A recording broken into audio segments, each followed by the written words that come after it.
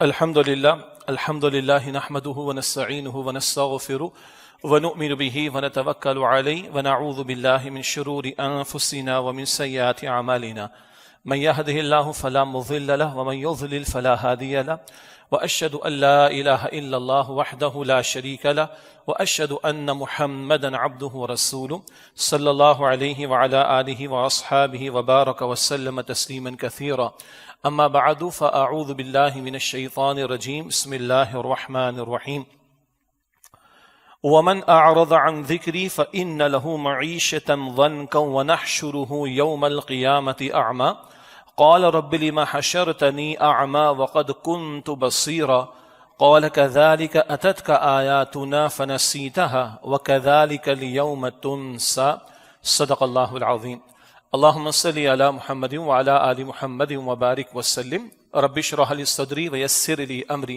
واحلل عقدة من لساني يفقهوا قولي واجعل لي وزيرا من أهلي آمين یا رب العالمین۔ قرآن حکیم کا 16واں پارہ ہے، اس میں سورہ طٰہٰ ہے اور اس کے اختتام سے 3 آیات کا انتخاب کیا گیا۔ سورہ طٰہٰ کی آیت نمبر 124، 125 اور 126 بنیادی طور پر تذکیر و یاد دہانی مقصود ہے، اور اس مقام پر وہ لوگ کہ جو اللہ کے ذکر اور مراد ہے قرآن حکیم، کہ جو لوگ اللہ کے ذکر سے قرآن حکیم سے اعراض کریں اور اسے پس پش ڈال دیں اور اسے سنجیدگی سے نہ لیں اور اس کے لیے وقت نہ نکالیں، محنت نہ کریں، اس کے تقاضوں پر عمل کی کوشش نہ کریں، نظر انداز کر دیں قرآن حکیم کو، تو ان کی 2 سزائیں اللہ تعالیٰ نے بیان فرمائی۔ نمبر 1 یہ کہ دنیا میں معیشت ان کی تنگ ہو جائے گی۔ آج ہم سب بھی پریشان ہیں اور اس پر کوئی تجزیے کرنے کی ضرورت نہیں، وہ دن رات ہمارے سامنے ہو رہے ہیں۔ معیشت کی تنگی، دنیا عارضی ہے اور یہ سزا بھی سخت ہے، لیکن سب سے بڑھ کر سزا وہ آخرت میں ہے۔ اور ذکر آ رہا ہے کہ پھر ایسے لوگوں کو اللہ سبحانہ و تعالیٰ اندھا بنا کر کھڑا کرے گا۔ کہیں گے اللہ تو نے ہمیں اندھا بنا کر کھڑا کر دیا، ہماری تو آنکھیں تھیں، ہم خوب دیکھتے تھے۔ اللہ فرمائے گا میری آیات تمہارے سامنے آئی، تم نے میری آیات کو بھلا دیا، آج تمہیں فراموش کر دیا جائے گا۔ وہ جو ہم انگلش میں کہتے ہیں ٹٹ فار ٹیٹ والی بات ہے، اینٹ کا جواب پتھر سے۔ تمہارے پاس اگر میرے کلام کے لیے وقت نہیں تھا اور تم نے اسے نظر انداز کیا، تو آج جب تمہیں رحمت کی ضرورت ہے تو میری رحمت میں سے تمہارے لیے کچھ نہیں ہوگا۔ یہ ہلا دینے والا ایک مقام ہے اور اللہ کے غضب کا بیان ان لوگوں کے لیے جو قرآن حکیم کو فراموش کر دیں۔ اسی طرح قرآن حکیم میں آگے ذکر آ جائے گا اللہ کے نبی صلی اللہ علیہ وسلم جو رحمت للعالمین ہیں اور جو حریص ہیں، سورہ توبہ کی ایک آیت کے مطابق عربی والا حریص قرآن نے استعمال کیا، حریص علیکم، تمہاری بھلائی کے بڑے خواہش مند ہیں، بالمؤمنین رؤوف رحیم، ایمان والوں کے لیے رأفت و شفقت فرمانے والے ہیں۔ اس سے پہلے ذکر ہے عزیز علیہ ما عنتم، جو تم پر مشقت یا مشکل آ جائے وہ ان پر بڑی گراں گزرتی ہے۔ ان رحمت للعالمین کا ذکر قرآن حکیم میں ملتا ہے کہ قرآن کو فراموش کر دینے والوں کے خلاف وہ بھی شکایت کریں گے اللہ سبحانہ و تعالیٰ کے سامنے۔ اور حد یہ کہ خود قرآن حکیم ایک طرف تو شفاعت کرے گا، اللہ میں ان لوگوں میں شامل فرمائے کہ جن کے لیے قرآن کریم شفاعت کرنے والا ہو، لیکن ایک حدیث کا ذکر ہے، آگے آ جائے گا انشاءاللہ، کہ خود قرآن حکیم ان لوگوں کے خلاف شکایت کرے گا جنہوں نے قرآن حکیم کو فراموش کر دیا ہوگا۔ تو قرآن عطا کرنے والا رب، اس کا غضب، صاحب قرآن صلی اللہ علیہ وسلم ان کی شکایت، اور قرآن حکیم کی اپنی شکایت ان لوگوں کے خلاف جو قرآن حکیم کو فراموش کر دیں۔ یہ اصل میں آج کی نشست میں تذکیر اور یاد دہانی مقصود ہے۔ باقی آپ کے علم ہے کہ 2 جمعے میرے قرآن اکیڈمی یہاں کراچی میں ہوتے ہیں، اور اگر 5واں جمعہ آ جائے تو بھی ذمہ داری یہی ہوتی ہے، اور 2 جمعے قرآن اکیڈمی لاہور میں، تو کبھی کبھی ذرا علاقائی حالات پر بھی گفتگو کرنا ہوتی ہے۔ اس وقت شہر میں آج پاکستان اور کس کا میچ ہے؟ اچھا، آپ لوگوں کو نہیں پتا تو آپ بھی میری طرح ماشاءاللہ ہاں اتنے بھی ہم لوگ بے خبر تو نہیں ہے نا، مطلب جو اس وقت شہر کی حالت ہے، مجھے بھی آج کوئی گھنٹہ لگا ہے یہاں پہنچنے میں، اور وجہ ہے کہ جناب وہ ٹیم آئی ہوئی ہے، اس کو بھی پروٹیکشن دینی ہے اور میچ کروا کے دکھانا ہے۔ تو بہرحال جب بھی حالات آتے ہیں تو مجھ سے رہا نہیں جاتا، اور میں ذکر اس کے بارے میں ضرور کرتا ہوں، وہ بھی انشاءاللہ آپ کے سامنے رکھیں گے۔ اور دوسری طرف ہمارے ملکی حالات ہیں، اسمبلی بچا لی، اب اسمبلی توڑوائیں گے، وہ کہتے ہیں ہم نہیں توڑیں گے، وہ کہہ رہے ہیں ہم توڑوا کے چھوڑیں گے۔ مطلب اس رسہ کشی کے اندر سارے سیاستدان لگے ہوئے ہیں۔ کراچی کا حال یہ کہ پھر بلدیاتی انتخابات کراچی اور حیدرآباد کے جی مؤخر ہو گئے ہیں، صحیح ہے، اور کل ایک دوسرے کو کیا کچھ کہنے والے آج جمع ہو گئے ہیں، اور کھپے کھپے والے بھی ایک طرف ہیں اور دوسری طرف والے ہم بھی چھوڑنے کو تیار نہیں، کراچی ہمارا ہے۔ یہ اس وقت ہماری صورتحال ہے، اور جو قوم کا بیڑا غرق ہو رہا ہے، قوم کا ستیہ ناس ہو رہا ہے، جگ ہسائی ہو رہی ہے، اور دنیا جو ہمارے بارے میں کامنٹس دے رہی ہے، اور اللہ ہمارے حال پر رحم فرمائے۔ تو بہرحال یہ بھی ایک یاد دہانی و تذکیر کا موضوع ہے جس پر وقت ہوا تو انشاءاللہ تعالی ہم کلام کریں گے، لیکن بہرحال جمعے کا اصل مقصد اللہ کے نبی صلی اللہ علیہ وسلم کی تعلیم کے مطابق کہ قرآن حکیم کی آیات کے ذریعے نصیحت اور یاد دہانی کا اہتمام کیا جائے، اکثر حصہ اسی پر مشتمل ہوتا ہے۔ تو آئیے آج کے منتخب آیات کا مطالعہ مختصراً کرتے ہیں انشاءاللہ۔ قرآن حکیم کا 16واں پارہ ہے، سورہ طٰہٰ ہے، اور اس کی آیت نمبر 124، 125 اور 126۔ پہلے ترجمہ سماعت فرما لیجیے۔ اس نقطے کو ذہن میں رکھتے ہوئے اس سے پچھلی آیات میں آدم علیہ السلام کا قصہ بیان ہوا، ابلیس کا تذکرہ بھی آتا ہے، اور آدم علیہ السلام کے واقعے کے ذیل میں پھر ان کو ہدایت کے عطا کیے جانے کا بیان بھی آتا ہے۔ یہ قصہ 7 مرتبہ قرآن حکیم میں آیا، اور اللہ نے معاف فرما کر، اعزاز دے کر، خلافت دے کر آدم علیہ السلام کو زمین پر بھیجا اور ہدایت دے کر بھیجا۔ پہلے دن سے اللہ نے ہدایت کا سلسلہ شروع کیا آدم علیہ السلام کے ذریعے، اور اس کی آخری شکل قرآن حکیم کی صورت میں نبی اکرم علیہ السلام کو عطا ہو گئی۔ تو اس جو آیات ہم مطالعہ جن کا کر رہے ہیں معاف کیجیے گا، جن آیات کا اس وقت ہم مطالعہ کر رہے ہیں، اس سے قبل کی آیات میں آدم علیہ السلام کا قصہ اور ان کو ہدایت عطا کیے جانے کا ذکر ہے۔ اس کے بعد اب یہ آیات ہیں جن کا مطالعہ کر رہے ہیں۔ سورہ طٰہٰ آیت نمبر 124 فرمایا، وَمَنْ أَعْرَضَ عَنْ ذِكْرِي، اور جس نے میرے ذکر سے اعراض کیا، فَإِنَّ لَهُ مَعِيشَةً ضَنْكَ، پس بے شک اس کے لیے تو معیشت تنگ ہوگی، وَنَحْشُرُهُ يَوْمَ الْقِيَامَةِ أَعْمَى، اور ہم ایسے شخص کو قیامت کے دن اندھا بنا کر کھڑا کریں گے۔ قَالَ رَبِّ لِمَا حَشَرْتَنِي أَعْمَى، ورس کرے گا میرے رب تو نے مجھے اندھا بنا کر کیوں کھڑا کر دیا؟ وَقَدْ كُنْتُ بَصِيرًا، حالانکہ میں خوب دیکھنے والا تھا۔ قَالَ كَذَلِكَ أَتَتْكَ آيَاتُنَا فَنَسِيتَهَا، اللہ سبحانہ وتعالیٰ فرمائے گا اسی طرح میری آیات تیرے پاس آئیں، تیرے سامنے پیش ہوئیں، تو نے میری آیات کو بھلا ڈالا۔ وَكَذَلِكَ الْيَوْمَ تُنْسَى، اور اسی طرح آج تجھے بھی فراموش کر دیا جائے گا۔ یہ اللہ کا کلام، اور اللہ اپنے کلام میں اپنے کلام یعنی قرآن حکیم کے تعلق سے ایک وہ رویہ جہاں قرآن حکیم کو فراموش کر دیا جائے، نظر انداز کر دیا جائے، پس سے پشت ڈال دیا جائے، اس کو ذکر فرما رہا ہے۔ دوسرا رویہ بڑا پیارا ہے، اللہ تعالیٰ ہمیں اس کا مصداق بنائے۔ جیسے کچھ عرصے قبل ہم نے سورہ رحمان کی پہلی 4 آیات کی روشنی میں یہ جانا کہ اللہ نے مجھے اور آپ کو جو بہترین صلاحیت عطا فرمائی، ان کا بہترین استعمال کیا ہے؟ قرآن کے سیکھنے سکھانے میں ان صلاحیتوں کو لگانا۔ رسول اللہ علیہ السلام کی وہ حدیث بھی ہم نے زیر مطالعہ لانے کی کوشش کی، خیرکم من تعلم القرآن وعلمہ، تم میں سے بہترین لوگ وہ ہیں جو قرآن حکیم سیکھیں اور دوسروں کو سکھائیں۔ ان احادیث کا ذکر بھی بار بار آتا ہے کہ ایک آیت کی قرآن حکیم میں سے بلکہ ایک حرف کی تلاوت کی جائے تو 10 نیکیاں عطا ہوتی ہیں، چاہے بندے کو ترجمہ یا مفہوم سمجھ میں نہ بھی آئے۔ یہ اتنا پیارا کلام ہے۔ البتہ قرآن سے ثواب کی کتاب نہیں ہے، اس سے ہدایت بھی لینی ہے، ہدایت کی طلب اور تڑپ کے ساتھ سمجھنے کی کوشش بھی کرنی ہے۔ تو پھر ایک حدیث میں ذکر آتا ہے جو قرآن کی ایک آیت کو سمجھے، اللہ اس کے رسول علیہ السلام نے فرمایا کہ یہ اس کے لیے 100 رکعت نفل ادا کرنے سے زیادہ افضل ہے۔ اللہ کے نبی صلی اللہ علیہ وسلم فرماتے ہیں کہ جو بندے اللہ کے گھروں میں سے کسی گھر میں جمع ہوں، اول اس سے مراد مساجد، اس کے ذیل میں پھر جہاں کہیں بھی انشاءاللہ، تو جب اللہ کے بندے اللہ کے گھروں میں سے کسی گھر میں جمع ہوں اور ان کا مقصد ہو قرآن کا پڑھنا پڑھانا، قرآن کا سیکھنا سکھانا، اللہ 4 برکتیں عطا فرماتا ہے۔ ایک تو یہ کہ اللہ سبحانہ وتعالیٰ کی رحمت ان کو ڈھانپ لیتی ہے، نمبر 2 فرشتے ان کا احاطہ کرتے گواہ بنتے ہیں، بابرکت مجلس ہوتی، نمبر 3 اللہ ان کو سکینت کی کیفیت عطا فرماتا ہے، اور نمبر 4 اللہ اپنے ایسے بندوں کا ذکر اپنے مقرب فرشتوں کے سامنے فرماتا ہے۔ یہ قرآن کریم کے سیکھنے سکھانے کے لیے جمع ہونے والے ان کے لیے فضائل کا بیان، اللہ کی رحمت ڈھانپ لیتی ہے، فرشتے احاطہ کرتے ہیں، اللہ سکینت کی کیفیت عطا فرماتا ہے، اور اللہ اپنے مقرب فرشتوں کے سامنے ایسے بندوں کا ذکر فرماتا ہے۔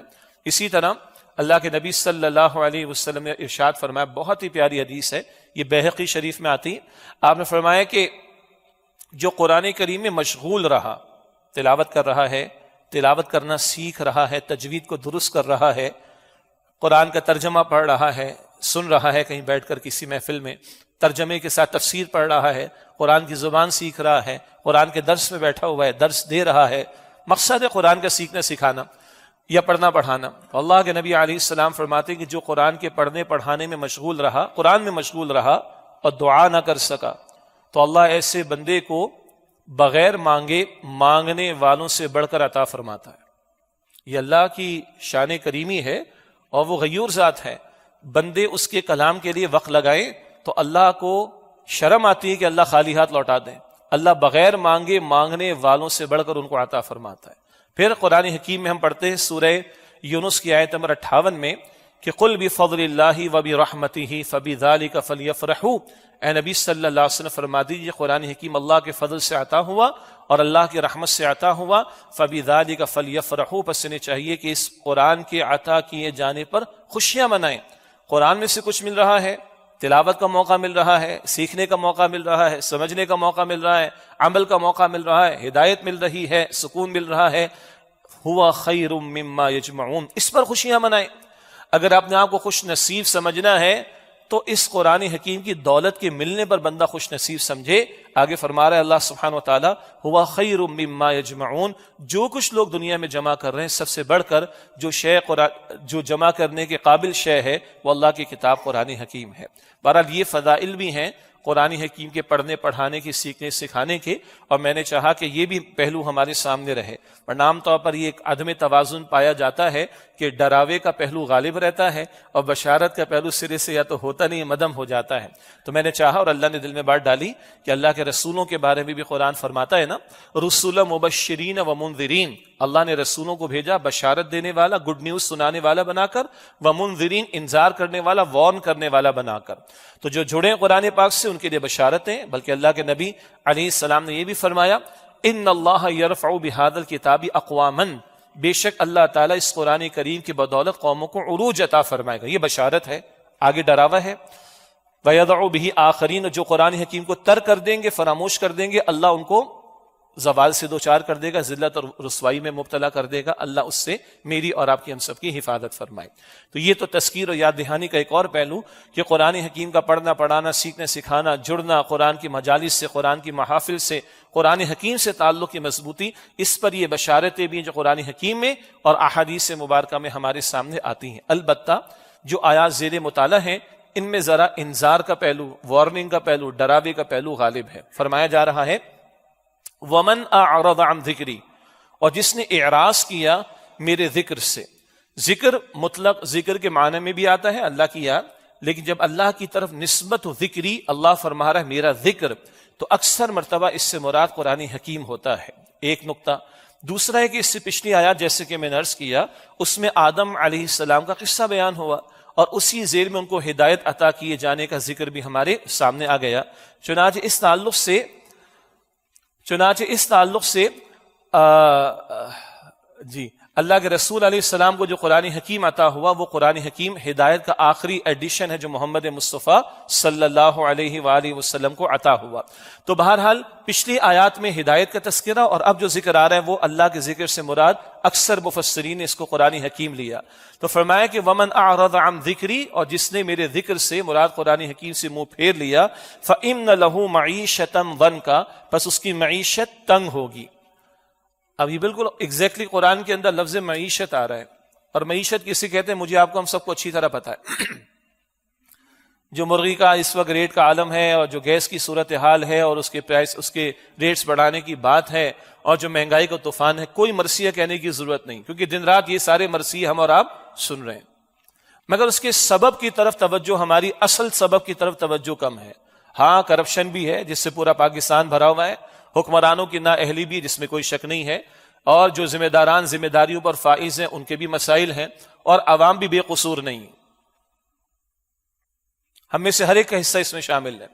تو یہ ظاہر کے اسباب ہیں، ظالم قسم کے حکمران آ گئے، باہر والوں کا پریشر بڑھ گیا، فلاں کی سازش بھی ہے، اور ملک کے اندر اس طرح کے لوگوں نے اس طرح کے فیصلے کیے، عدلیہ نے اپنا کردار ادا نہیں کیا، فوج نے اپنا کردار ادا نہیں کیا، باتیں ٹھیک ہیں، سیاست دانوں کے مسائل بالکل ٹھیک ہیں، ان کو ووٹ دینے والے کون ہیں؟ فرشتے آگے دیتے ہیں؟ ان کے لیے نعرے لگانے والے کون ہیں؟ ان کے لیے سڑکوں پر آنے والے کون ہیں؟ بعض مرتبہ جانے دینے لینے والے کون ہیں؟ عوامی ہیں۔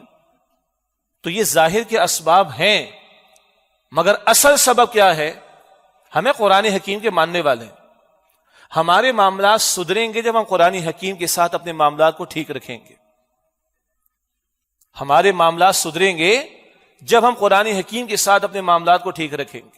ہم اللہ اور اس کے رسول کے ماننے والے ہیں صلی اللہ علیہ وسلم۔ یہ بات پچھلی مرتبہ بھی اس سے قبل بھی آ چکی ہے، لیکن اس کو ری ایمفسائز کرنے کی ضرورت ہے۔ ہم جو ماننے والے ان کے بارے میں، ان کے لیے اللہ کا قانون الگ ہے، اس لیے حدیث سنائی گئی تھی، ان اللہ یرفع بہذا الکتاب اقواما، اللہ اس قرآن کریم کی بدولت قوموں کو عروج عطا فرمائے گا۔ تو اس سے مراد امریکہ تھوڑے ہی، کوئی اس سے مراد کافر تھوڑے ہی، وہ قرآن حکیم کو تھوڑے ہی مانتے ہیں۔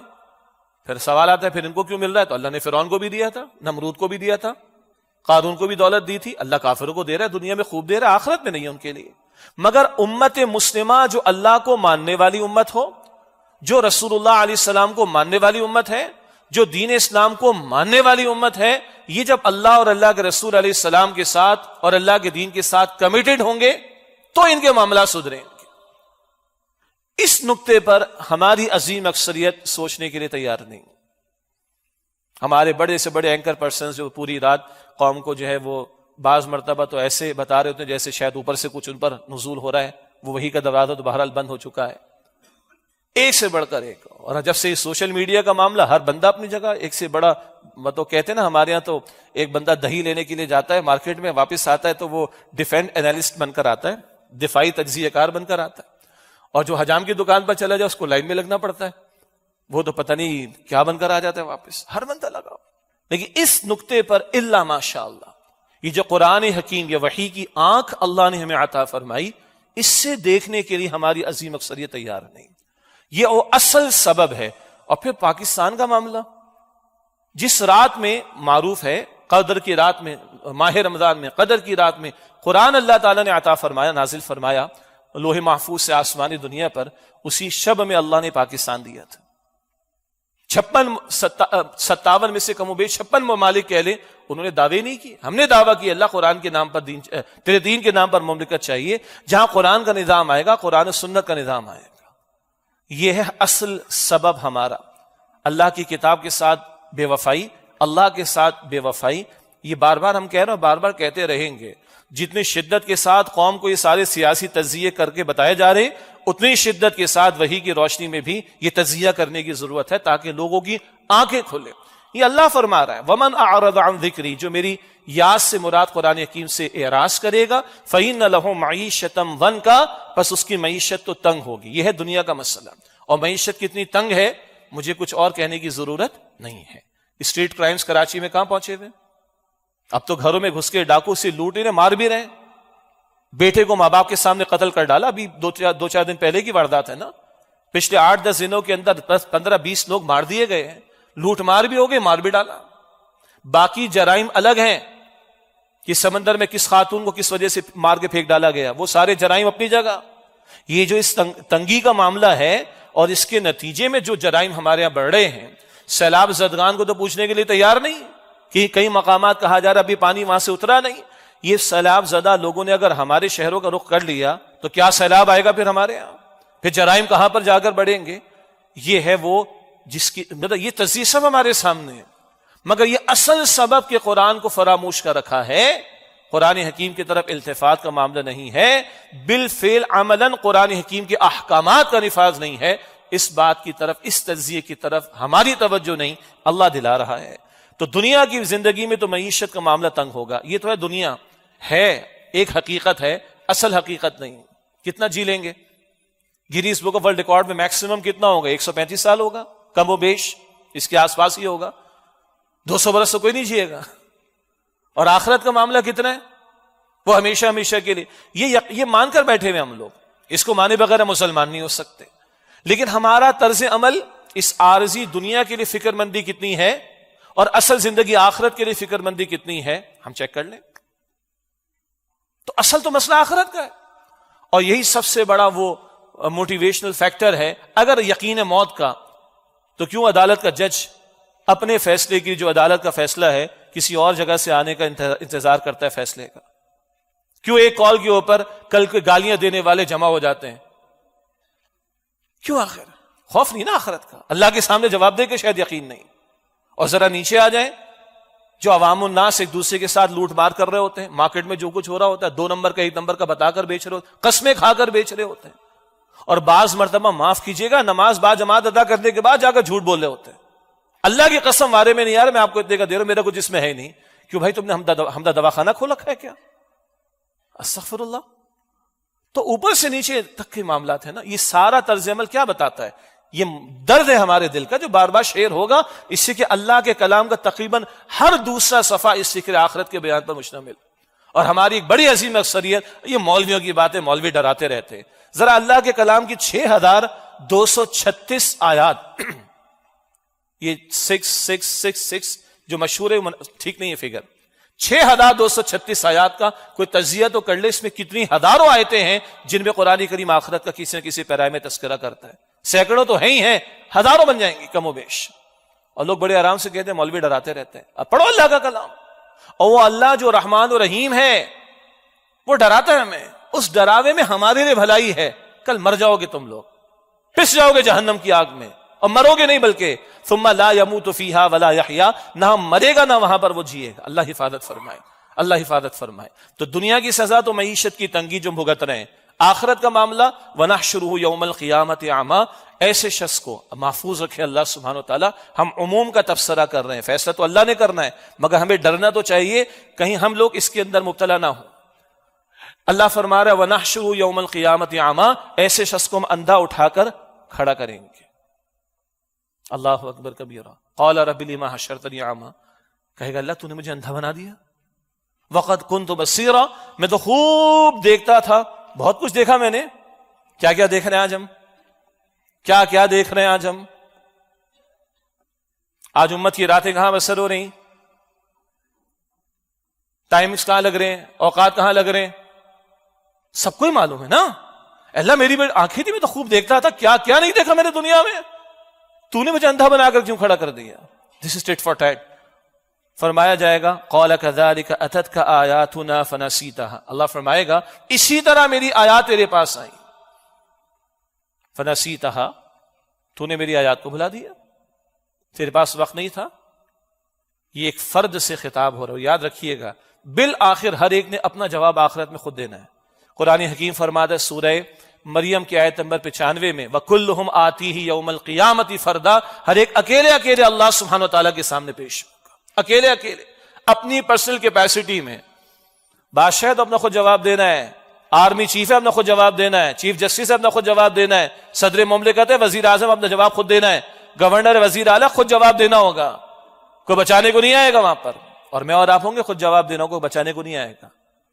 یہ بھی بڑا آسان ہے کہ حکمرانوں کو برا بھلا کہہ دو اور خود بیٹھے رہو چپ کر کے، نہ نہ، اپنا بھی جائزہ لیں، انہوں نے بھی مرنا ہے، ہم نے بھی مرنا ہے، انہوں نے بھی جواب دینا ہے، ہم نے بھی جواب دینا ہے، ہر ایک نے جواب دینا ہے۔ ہاں، امتوں سے امتوں کی سطح پر بھی سوال ہوگا، اور یہ امت مسلمہ سے سوال ہوگا، جو آج اللہ کے چنے ہوئے بندے جن کو قرآن کہتے ہیں هو اجتباکم، اللہ نے تمہیں چنا ہے۔ پہلے 1.25 لاکھ انبیاء رسول کو اللہ نے چنا، اب یہ محمد مصطفیٰ علیہ السلام کی امت کو اللہ سبحانہ وتعالیٰ نے چنا ہے، اور اللہ کہتے ہیں قرآن حکیم میں فَلَنَسْأَلَنَّ الَّذِينَ أُرْسِلَ إِلَيْهِمْ وَلَنَسْأَلَنَّ الْمُرْسَلِينَ، جن کی طرف رسولوں کو بھیجا گیا اللہ ان سے بھی پوچھے گا، اور اللہ رسولوں سے بھی سوال کرے گا۔ یہ بات اللہ کے رسول کو رلاتی تھی صلی اللہ علیہ وسلم۔ سبحان اللہ، اللہ کے رسول روئے، اللہ کے رسول نے سیدنا عبداللہ ابن مسعود رضی اللہ تعالیٰ عنہ سے فرمایا کہ قرآن سناؤ۔ اللہ کے رسول آپ پر تو نازل ہوا، فرمایا نہیں تم سے سننا مجھے پسند آتا ہے۔ سبحان اللہ، یہ اللہ کے رسول کا لوگوں کو ترغیب و تشویق دلانے کا، انگلش میں ہم کہہ دیتے موٹیویٹ کرنے کا بھی طریقہ تھا۔ عبداللہ بن مسعود رضی اللہ تعالیٰ عنہ نے سر جھکا کر سورہ نساء کی تلاوت کی، ایک مقام پر پہنچے، لگ بھگ آیت نمبر 42 ہے، 41 یا 42، فَكَيْفَ إِذَا جِئْنَا مِن كُلِّ أُمَّةٍ بِشَهِيدٍ وَجِئْنَا بِكَ عَلَىٰ هَٰؤُلَاءِ شَهِيدًا، کیا حال ہوگا نبی علیہ السلام جب آپ کو ان کے خلاف بطور گواہ کھڑا کریں گے،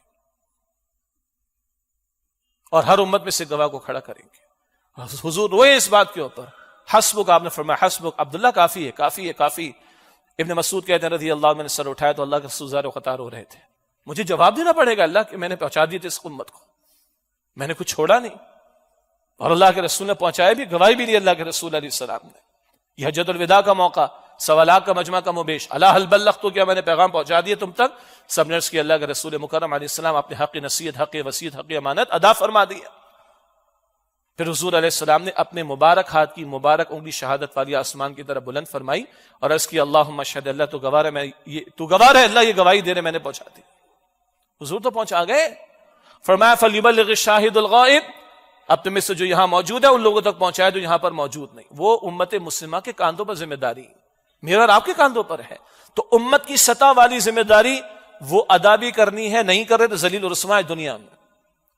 اس سطح کی بھی جواب دہی کرنی ہے، اور بالآخر ہر بندے نے اپنی اکیلے کی جواب دہی کرنی ہے. ہر ایک اکیلے اپنی انڈیویجول کیپیسٹی میں اللہ سبحانہ وتعالیٰ کے سامنے پیش ہوگا. اللہ فرما رہا ہے قال كذلك اتتك آیاتنا فنسیتها، اسی طرح ہماری آیات تیرے پاس آئی تو نے فراموش کر دیا. وَكَذَلِكَ الْيَوْمَ تُنْسَى، اور اسی طرح تجھے بھی فراموش کر دیا جائے گا. اب ہم اپنا جائزہ لے لیں، قرآن حکیم کے ساتھ ہمارا تعلق کیسا؟ کچھ دنوں پہلے بھی بات ہوئی، آج اس انداز سے بات آ گئی. معیشت کی تنگی اس قرآن کو فراموش کر دینے کی وجہ سے. اللہ کے احکام نافذ کرنے کے بارے میں فکر مند نہیں ہے. ہاں ہم کرکٹ کے بارے میں فکر مند ہیں، ہم باہر سے ٹیموں کو بلائیں گے، پروٹوکول بھی دیں گے، ہم سینکڑوں اہلکاروں کو بھی لگا دیں گے. یہاں اس قوم کے بچے مرتے ہیں تو مرتے رہے، این ڈی یونیورسٹی کا طالب قتل ہوتا ہے تو ہوتا رہے، ایک کوچنگ سینٹر میں ایک بدماش لڑکا اپنے گنڈوں کو لا کے قتل کرتا ہے، کرتا رہے. یہ قوم جانور ہے کیا؟ اور فلاں ٹیم آئے گی نیوزی لینڈ کی، اور فلاں ٹیم آئے گی فلاں جگہ سے، ان کے سارا پروٹوکول ہوگا، پورا شہر بھی بلاک کیا جائے گا، جمعے کو میچ کروایا جائے گا اور آدھا شہر جو ہے ڈسٹرب کیا جائے گا، باقی آدھا شہر کھدا ہوا ہے، باقی آدھے شہر کو انہوں نے ڈسٹرب کر رکھا ہے جمعے کے دن. یہ ترجیحات ہیں ان کی. باقی قوم مرتی رہے، مر جائے، بچے شہید ہوتے رہے، قتل ہوتے رہے، ہو جائیں، ڈاکو مارتے رہے، مارتے رہیں. پریولیج کلاس کے لیے ساری پروٹیکشن ہے، باقی تو شاید جانور ہے سارے کے سارے. بہرحال مرنا انہوں نے بھی ہے، اللہ کو جواب دینا ہے. بھارا مرنا ہم نے بھی اللہ کو جواب دینا. ہم بھی اپنے حصے کا معاملہ تو دیکھیں نا، ہم اللہ کے دین کے ساتھ کتنے کمیٹڈ ہیں، ہم اللہ کی کتاب کے ساتھ کتنے کمیٹڈ ہیں. یہاں ساری مصیبتیں ہمارے اپنے ہاتھ کی کمائی. وما اصابکم من مصیبت فبما کسبت ایدیکم، جو مصائب تم پر آتے وہ اپنے تمہارے کرتوتوں کی وجہ سے آتے. اور باقی اگر ملکی سطح پر دیکھ لیں، وہ رسہ کشی چل رہی ہے ہمارے حکمرانوں کی. وہ کہتے تھے ہم نے بچا لی، وہ کہتے ہم توڑوا دیں گے اسمبلی. دوسرا کہتا ہے کے پی والے جب کہیں گے ہمارے عمران خان ہم توڑ دیں گے، یہ کہتے ہیں ہم بچا کریں گے، ہم توڑ کر رہیں گے. اور رسہ کشی چل رہی ہے، اور بیڑا غرق پوری قوم کو جو ہوا ہے سب کے سب ذمہ دار ہے اس کے اندر. آئی ایم ایف سے ذرا پچھلی ڈیل ہو گئی تھی، سارے خوش تھے، پچھلا آرمی چیف بھی خوش تھا، پی ٹی آئی والے کہتے تھے ہم نے کروایا، آرمی چیف کہتے ہم نے کروایا، اس وقت کی اپوزیشن کہتی نہیں ہم نے کروا دیا، ہمارا اس میں کافی رول ہے. سارے متفقون علیہ اس مسئلے کے اوپر. اللہ اکبر کبیر، سب کے سب. کہاں گئے وہ بیچارے سیلاب زدگان، ان کے مسائل؟ کہاں قوم کی مہنگائی کے طوفان کا معاملہ؟ کہاں آٹے کی لائن میں لگ کر لوگ بیچارے مر جائیں، مرتے رہے. ہمیں ایک حکمرانی چاہیے، ہمارے اقتدار بچنا چاہیے، نہیں ہمیں اقتدار میں آنا چاہیے.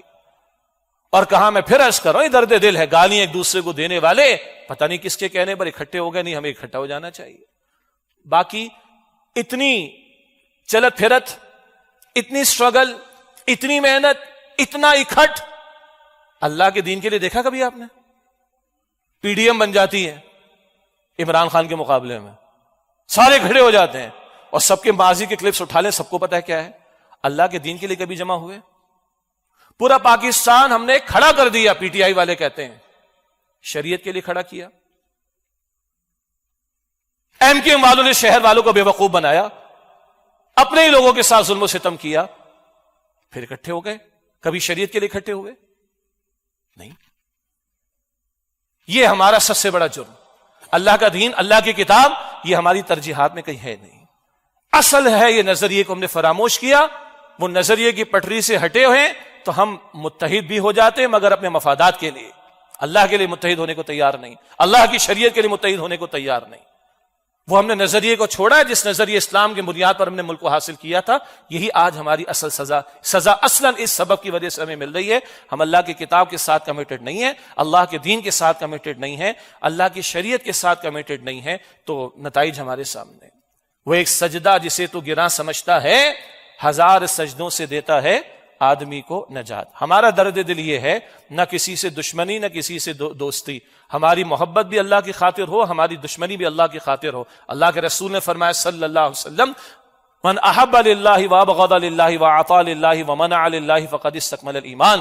جس سے محبت کی تو اللہ کے لیے, نفرت بھی کی تو اللہ کے لیے, کسی کو کچھ دیا تو اللہ کی خاطر, کسی سے کچھ روکا تو اللہ کی خاطر, یقیناً اس نے اپنے ایمان کی تکمیل کر لی. باقی یہ سب سیاستدان مسلمان ہیں, یہ ہمارے کلمہ گو بھائی ہیں. یہ ہم اپنا درد دل شو کرتے ہیں اس لیے کہ دنیا جہاں کی باتیں ساری ہو رہی ہیں, اللہ کے لیے کھڑا ہونے کو تیار نہیں ہے, تو ہمیں بات تو کرنی پڑے گی, مگر اللہ ان کے دل کو نرم کر دے. اللہ کے اختیار میں. ہم دعا بھی کرتے ہیں تنہائی میں بیٹھ کے, اگر یہاں تنقید کر رہے ہیں تنہائی میں دعائیں بھی کرتے ہیں, اس لیے کہ سب کے دل, میرے دل, ان کے دل اللہ کی 2 انگلیوں کے درمیان اللہ کے رسول نے فرمایا صلی اللہ علیہ وسلم. اور ان سے اگر کہیں بات کرنے کا موقع ملے گا تو یہی بات ان کے سامنے رکھیں گے انشاءاللہ تعالیٰ, کہ جب تک ہم شریعت کے ساتھ کمیٹڈ نہیں ہوں گے, اللہ کی کتاب کے ساتھ کمیٹڈ نہیں ہوں گے, اللہ کے دین کے ساتھ مخلص نہیں ہوں گے, اس ملک کے حالات سدھرنے والے نہیں ہیں. اللہ ہمیں بھی ہدایت دے, اللہ ہمارے حکمرانوں کو بھی ہدایت دے, ہمارے ذمہ داروں کو بھی ہدایت دے, ہماری عوام کو بھی ہدایت دے, اور اللہ ہمیں واقعتاً سچی پکی توبہ, اور اصل توبہ اس قوم کی ہے کہ اللہ کی کتاب کے ساتھ کمیٹڈ ہو کر اللہ کے دین کو نافذ کرنے کی طرف آئیں, تو اللہ کی رحمت آسمان سے بھی برسیں گی اور زمین سے بھی برکتیں ہمیں ملیں گی. وآخر دعوانا ان الحمد للہ رب العالمین.